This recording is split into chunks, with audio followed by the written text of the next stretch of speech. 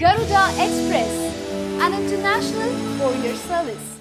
ఏపీలో కాపు ఉద్యమాన్ని హీటెక్కిస్తోన్న ముద్రగడ పొలిటికల్ రీఎంట్రీకి ముహూర్తం ఫిక్స్ అయిందా? కొద్ది రోజులుగా రాజకీయాలకు దూరంగా ఉంటూ ఒక్కసారిగా కాపు ఉద్యమంతో లైమ్ టైంలోకొచ్చేశాడు. గతంలో పలు పార్టీలు మారిన ముద్రగడ ఇప్పుడు వైసీపీతో తన పొలిటికల్ రీఎంట్రీని ఇస్తున్నట్లు వార్తలొస్తున్నాయి. వాస్తవానికి ముద్రగడ పొలిటికల్ రీఎంట్రీ వైసీపీతోనే ఉంటుందని కొద్ది రోజులుగా చర్చలు నడుస్తున్న సంగతి తెలిసిందే. ఈ నేపథ్యంలోనే తుని గర్జనకు వైసీపీ సాయంపై కూడా అధికార టీడీపీ నుంచి పెద్ద ఎత్తున ఆరోపణలొచ్చాయి.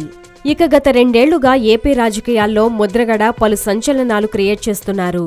గతంలో ఫేడౌట్ అయిన ముద్రగడ ఎప్పుడైతే కాపు ఉద్యమాన్ని భుజానికి ఎత్తుకున్నాడో అప్పట్నుంచి వార్తల్లో ఉంటున్నాడు. ఇక తాజాగా తన స్వగ్రామం కెర్లంపూడి నుంచి ఏపీ రాజధాని అమరావతి వరకు పాదయాత్రకు కూడా పిలుపునిచ్చారు. ఈ పాదయాత్రకు బ్రేక్ వేసిన ఏపీ ప్రభుత్వం ముద్రగడను హౌస్ అరెస్టు చేసింది. ఇక గతంలో తుని విధ్వంసం నుంచి ఇప్పటి వరకు ముద్రగడ ప్రతిచర్య వెనుక వైసీపీ హస్తం ఉందని టీడీపీ నేతలు ఎన్ని ఆరోపణలు చేస్తున్నా ముద్రగడ మాత్రం వాటిని లైట్ తీసుకుంటున్నారు. ఇక ఇప్పుడు ముద్రగడ వైసీపీ ఏకమవుతున్నారన్న వార్తలు ఏపీ రాజకీయాల్లో వినిపిస్తున్నాయి. ముద్రగడ కాపుల్లో యూనిటీ తీసుకురావడంలో కొంత సక్సెస్ అయ్యారు.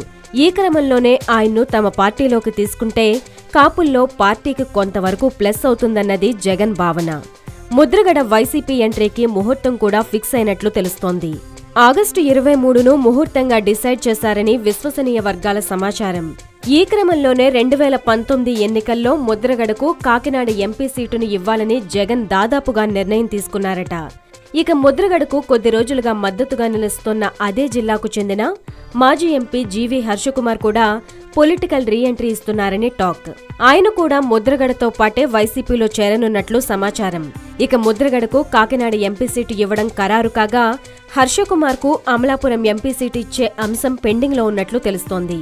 ఇక వీరిద్దరు వైసీపీ ఎంట్రీతో ఏపీలోనే పెద్ద జిల్లా అయిన తూర్పుగోదావరి జిల్లాలో వైసీపీ బలం భారీ ఎత్తున పెరగనుంది.